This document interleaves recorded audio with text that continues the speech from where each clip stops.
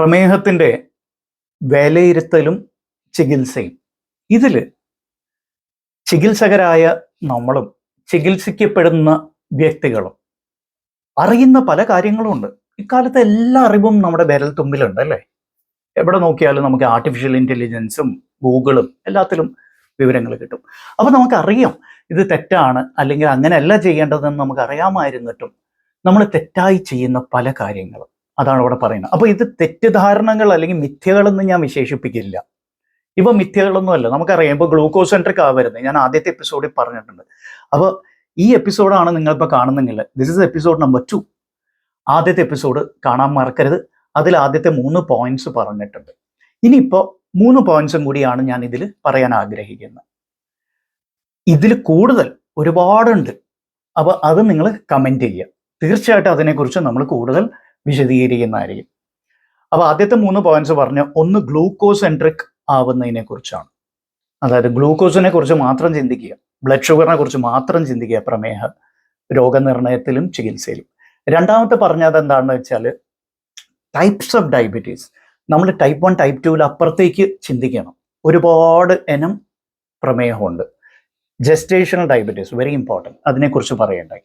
പിന്നെ മൂന്നാമത്തെ പോയിന്റ് പറഞ്ഞ എന്താണെന്ന് വെച്ചാൽ നമ്മൾ ഇത് ഇവാലുവേറ്റ് ചെയ്യുന്നത് എങ്ങനെയാണ്, എങ്ങനെ ഇതിനെ വിലയിരുത്തുന്നു. പ്രമേഹത്തിനെ നമ്മൾ വിലയിരുത്തുന്ന തല തൊട്ട് കാല് വരെയുള്ള എല്ലാ അവയവങ്ങളുടെയും അവസ്ഥയും അതിൻ്റെ പ്രവർത്തനവും നമ്മൾ വിലയിരുത്തണം എന്ന് പറഞ്ഞായിരുന്നു. നമുക്കിതൊക്കെ അറിയാവുന്ന കാര്യങ്ങൾ, പക്ഷെ നമ്മളത് ചെയ്യാൻ പലപ്പോഴും വിസമ്മതിക്കും. കാരണങ്ങൾ പലതും പറയും. നമ്മുടെ കയ്യിൽ പണമില്ല, അല്ലെങ്കിൽ ടൈറ്റാണ്, കാശിന് ഇപ്പം ടൈറ്റാണ്, അല്ലെങ്കിൽ ഇപ്പം സമയമില്ല, അല്ലെങ്കിൽ അതിൻ്റെ ആവശ്യമില്ല എന്നൊക്കെ പലതും പറയും. എന്നാലും നമുക്ക് അത് ചെയ്യേണ്ടത് അത്യാവശ്യമാണ്. അപ്പോൾ ഈ 3 പോയിന്റ്സ് ആണ് ആദ്യത്തെ എപ്പിസോഡിൽ പറഞ്ഞത്. ഇനിയിപ്പോൾ ഈ എപ്പിസോഡിൽ പറയാൻ പോകുന്ന 3 പോയിന്റ്സിൽ അതിൽ ദാറ്റ് മീൻസ് ഐറ്റം നമ്പർ 4, ഏറ്റവും പ്രശ്നം ഉണ്ടാക്കുന്ന ഒരു വിഷയം. പലരും കരുതുന്നത് മരുന്നുകൾ, അത് ഇൻസുലിൻ ആയിക്കോട്ടെ ടാബ്ലറ്റ്സ് ആയിക്കോട്ടെ, അങ്ങനെ കഴിച്ചാൽ എല്ലാം ശരിയാവും, മരുന്നുകൾ കൊണ്ട് മാത്രം ശരിയാവും എന്ന് പലരും പറയും. പക്ഷെ ഈ പറയുന്നവർക്ക് തന്നെ അറിയാം മരുന്നുകൾ കൊണ്ട് മാത്രം കാര്യമില്ല. It is A life style problem എന്ന് പലർക്കും അറിയാം. എന്താണ് ലൈഫ് സ്റ്റൈൽ പ്രോബ്ലം എന്ന് പറയുന്നത്? ചിലർ പറയും ആഹാരം ക്രമീകരിക്കുക, ഡയറ്റ് ചെയ്യുക.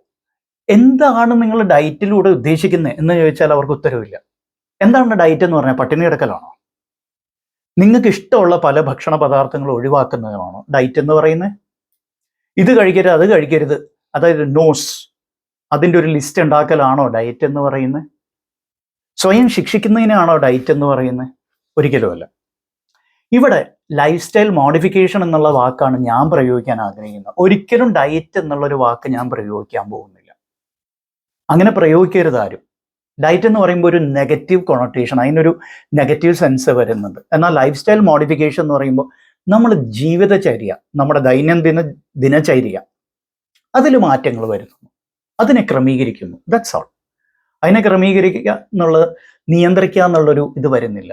ക്രമീകരിക്കുക നമ്മുടെ ശരീരത്തിന്, നമ്മുടെ ജീവിതശൈലിക്ക്, നമ്മുടെ സാമ്പത്തിക ചുറ്റുപാടുകൾക്ക്, നമ്മുടെ സാമൂഹിക ചുറ്റുപാടുകൾക്ക് അനുസരിച്ച് നമുക്ക് എന്ത് ചെയ്യാൻ പറ്റും. ഉദാഹരണം, പൊതുവെ അരിഭക്ഷണം ഇഷ്ടപ്പെടുന്നവരാണ് എല്ലാവരും അല്ലെ, ഈ നാട്ടുകാരിലെല്ലാവരും. അങ്ങനത്തെ ഒരു വ്യക്തിയോട് ഞാൻ നാളെ പറയുക, ഇനി അരിഭക്ഷണം തൊട്ടുപോരുത് കേട്ടോ, അല്ലെങ്കിൽ കിഴങ്ങ്, അതിൽ ഷുഗർ വളരെ കൂടുതലാണ്, ഗ്ലൈസെമിക് ഇൻഡെക്സ് വളരെ കൂടുതലാണ്, കിഴങ്ങെല്ലാം ഇന്നത്തോടെ നിർത്ത് എന്ന് പറഞ്ഞാൽ പോടാവില്ലേ എന്ന് പറയും.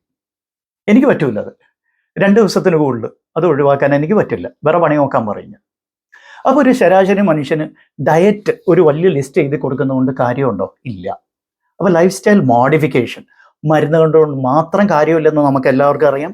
നമുക്ക് വേണ്ടത് മരുന്നിൻ്റെ കൂടെ, മരുന്ന് ആവശ്യമുണ്ടെങ്കിൽ മരുന്നിൻ്റെ കൂടെ life style modification. So that is point number 4. Point number 5. Point number 5 എന്താണെന്ന് വെച്ചാൽ ഇൻസുലിൻ. നമ്മൾ ഓൾറെഡി മരുന്നിനെ കുറിച്ച് പറഞ്ഞു. അപ്പോൾ ഇൻസുലിൻ വേണോ വേണ്ടയോ, ഇൻസുലിൻ ആണോ നല്ലത്, ഗുളികയാണോ നല്ലത് എന്നൊക്കെ ഒരുപാട് ആശയക്കുഴപ്പമുണ്ട്.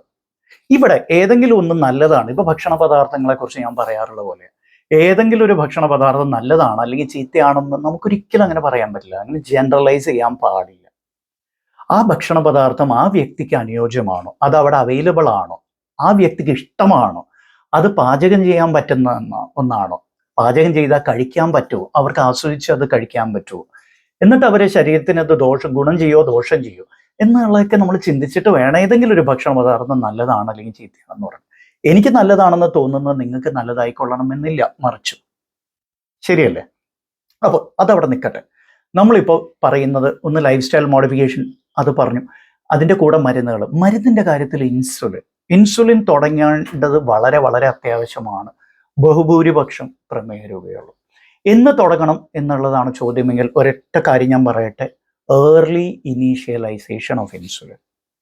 എത്ര നേരത്തെ തുടങ്ങാൻ പറ്റുന്നോ അത്ര നല്ലത്. അപ്പൊ ചിലരെങ്കിലും നെറ്റിച്ചുളിക്കും, ഈയിടെ എന്തുട്ടായി പറയണേ എന്നുള്ളത്. ഇൻസുലിൻ നേരത്തെ തുടങ്ങാൻ പറയുന്നു, അപ്പൊ പിന്നെ നിർത്താൻ പറ്റില്ലല്ലോ. ആര് പറഞ്ഞു?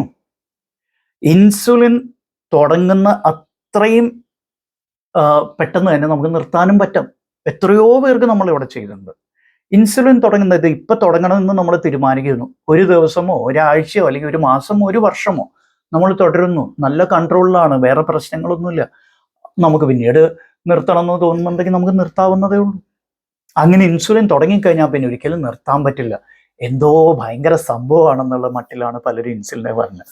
ഒരിക്കൽ തന്നെ ഇന്ന് ഈ ന്യൂക്ലിയർ ചെയിൻ റിയാക്ഷനെ കുറിച്ചൊക്കെ പറയില്ലേ, ഒരിക്കൽ തുടങ്ങിക്കഴിഞ്ഞാൽ പിന്നെ നിർത്താൻ പറ്റില്ല, ഭയങ്കര സീരിയസ്, ഭയങ്കര ഡാർക്ക് സംഭവമാണെന്നുള്ള മട്ടിലൊക്കെയാണ് ഇൻസുലിനെ കുറിച്ച് പറയുന്നത്. അങ്ങനെയൊന്നുമില്ല.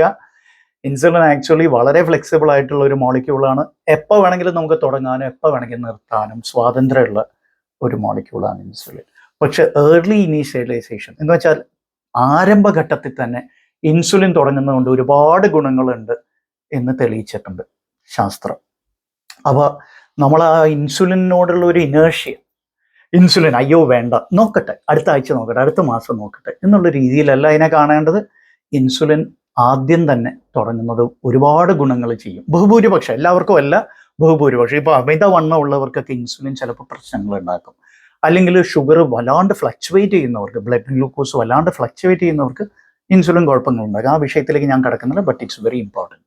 ഇനി ആറാമത്തെ അവസാനത്തെ പോയിന്റ് എന്താണെന്ന് വെച്ചാൽ സെൽഫ് ട്രീറ്റ്മെന്റ്.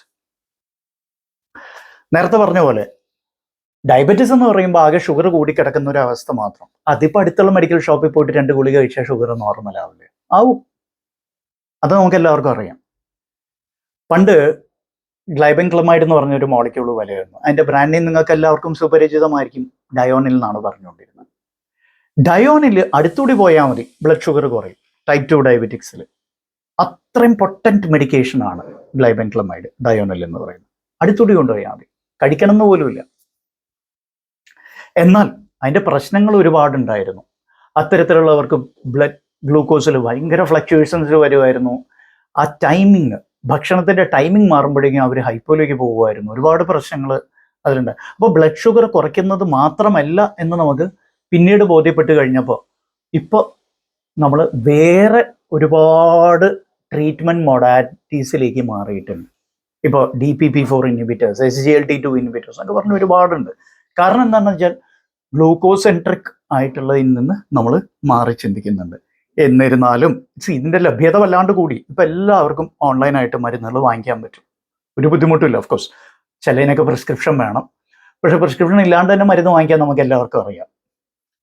പക്ഷെ അവിടെ പ്രശ്നം എന്താ വരുന്നതെന്ന് വെച്ചാൽ, നിങ്ങൾ അങ്ങനെ മരുന്ന് കഴിക്കുമ്പോൾ ഗ്ലൂക്കോസ് സെൻട്രിക് ആയിട്ട് മാത്രമേ ചിന്തിക്കുകയുള്ളൂ. ഷുഗർ എങ്ങനെയെങ്കിലും കുറയ്ക്കണം എന്നുള്ള രീതിയിൽ മാത്രമേ നിങ്ങൾ അതിനെ കാണുന്നുള്ളൂ. അവിടെയാണ് പ്രശ്നം.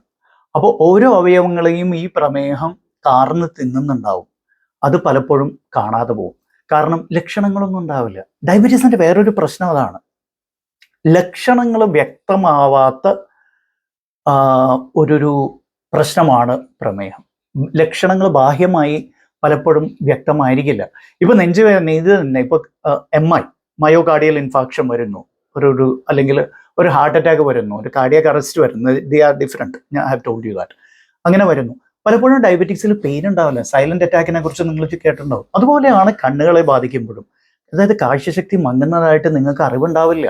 കാൽപാദങ്ങളിലേക്ക് ബാധിക്കുമ്പോഴും, കാൽപാദങ്ങളിൽ മരവിപ്പുണ്ട് അല്ലെങ്കിൽ ബുദ്ധിമുട്ടുണ്ട്, കാലിന് സ്വാധീനം കുറയുന്നു എന്ന് പലപ്പോഴും ഡയബറ്റിക്സ് തിരിച്ചറിയില്ല. അതിനു വേണ്ടി നമ്മൾ പരിശോധന ചെയ്താൽ മാത്രമേ അത് തിരിച്ചറിയാൻ പറ്റുള്ളൂ.